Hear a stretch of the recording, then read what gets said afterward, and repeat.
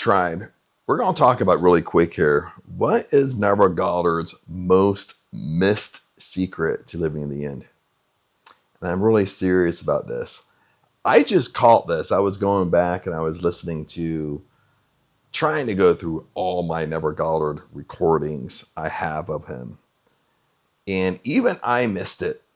Okay. Because listen, when everybody teaches living in the end, myself included, okay, I'll throw myself in this too, is we teach, no matter how good we are at teaching it, we always teach you have to be that most successful version of you. Okay. You got to carry yourself, act as if, make decisions like that most successful version of you. You carry yourself like you already have what you want. Okay. Now that's a piece of it. That's a piece of living in the end. That's a huge piece of living in the end. But I was just listening to Neville Goddard explain this in his own words. And I want to share with you what I think is one of his lost secrets of living in the end. Okay. And this is what I want you to do. Okay. As we talk about this, I want you to think. Okay. Because I'm going to share this with you rather quickly. Is that and this is probably the first thing Neville Goddard said when he starts describing living in the end. He starts telling you how to dwell within, how to live in the end. The first thing that came out of his mouth is, how would you view the world? How would you see your world? Ooh, how would you view the world as the most successful version of you? How would you see the world as a most successful version of you, my friends? Is that hitting you a little bit hard? Okay, imagine this for a second. If you already have everything you want, you already have everything you want. There's nothing else that you want. You already have everything. How would you view the world? How would you view your world? How would you view your life? How would you see the world, my friends? Ooh, this got me. Okay. I missed that myself. Sorry, I keep on moving around. You see, and I'll answer it from my point of view. You see, if I have everything I want, I'm the most successful version of Chad for what I feel that version would be right now today. How would I view the world? You know, like how I would view the world and see my world is that I'm blessed. There's nothing wrong. I would always be happy. Okay, I wouldn't be finding fault. I wouldn't be looking for things I don't like. I wouldn't be whining and complaining. Okay, I wouldn't be whining and complaining, oh, this person ripped me off. This didn't go my way.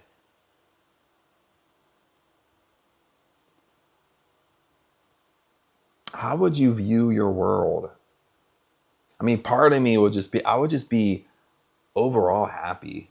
Like, well, when we say that I feel blessed, I feel grateful, but just that deeper meaning, that root of I'm blessed. I'm grateful for everything I have. You understand? Like sometimes I feel like that's the missing piece we're missing when we're trying to be that most successful version of us. When we're trying to live in the end. That's the piece we're missing. Okay? Because we could be doing everything else correctly, my friends. We could be living like that most successful version of us, acting as if, carrying ourselves like that most successful version, making decisions like that person. But listen, do you really see the world as that person? Do you really view the world as that most successful version of you? So I think that's the piece that most people miss. And that's a piece I was missing. Okay, even up here, like in Thailand, or especially up here, being in Surin, being in a Thai village the last almost a year and a half, has taught me a lot. It taught me a lot about myself in from time to time, certain things keep on getting exposed. Okay. And it keeps on getting deeper and deeper and deeper with me, with identity and identity work. I mean, just a couple weeks ago, Aang and I went down to Jamjian, and one of the things that we noticed with both of ourselves is that we weren't living life, okay? Meaning like we weren't living life up here in Seren. Like we both hated Seren, okay? We both were miserable up here. And even though I worked a lot, but we both had our own gunk, okay? We just weren't living life. And we both had our own realization of that when we went to Jamjian for a couple weeks looking for a place. Okay, we both were looking back at Seren and saying, we didn't live life up here. Okay, and that's what it's all about. For one, it's about living life. But the second thing, we have only been up here for maybe a week and a half. Okay, we came back up here. And I was listening to Neville Goddard. The first thing out of his mouth was, how do you see the world? How do you view the world? When you have everything you want, how do you see the world? And it made me just think just quickly, like, holy shit. Because ever since I've been up here in Seren, I've viewed my world as not very good. You know what I mean? I'll get caught up with things I don't like. I'll get caught up with things I don't like about Thailand. I'll get caught up with things I don't like about locals. I'll go down the rabbit hole with this. That's why it really made me think. It was like an arrow in the heart, honestly, that I'm not viewing the world like that most successful version of me. I'm not seeing the world like that most successful version of me would. And for me, it's kind of hard to put into words like how the most successful version of me would see the world without sounding cliche and corny and cheesy. Okay, I'm not going to pick my words very good here, but seeing the world from that most successful version of me, there would little to be no issues. If there was an issue, I would just toss it off. It wouldn't even matter to me. Okay, because life is such a blessing. I would be so blessed, so happy in life that nothing would faze me. You understand? Like, I'm not saying we wouldn't go through hard times or difficult times or things wouldn't happen to us, but it's just how we would view everything. It wouldn't defeat us. We wouldn't go down a rabbit hole of Negativeville. Okay, our outlook wouldn't be negative. Our outlook of our situation wouldn't be negative. Okay, how I would view Thailand and Seren would just be like, life is happening for me. Life is happening for my benefit. I'm learning why I'm up here. You understand, my friends?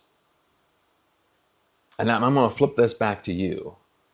Is how would you see the world being the most successful version of you? You have everything you want. You've achieved everything you want. How would you see the world? How would you view your world? How would you view circumstances? And this might be a question you can't answer right away. Okay, but it makes you think.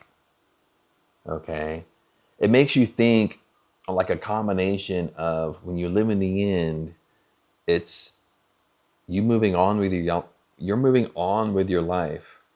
You're living life. But it's also mixed in there. How do you view your world? How do you see the world, my friends? You have to answer that for yourself. You have to see it for yourself. Okay? That was kind of an eye-opener for me when I heard Neville Goddard say this. And that's why I think, like, with living in the end, this is probably the biggest kept secret from Neville Goddard. Okay? The hidden one. I just wanted to share with you. But other than that, tribe, remember I love you guys, and I'll see you in the next video. Peace out.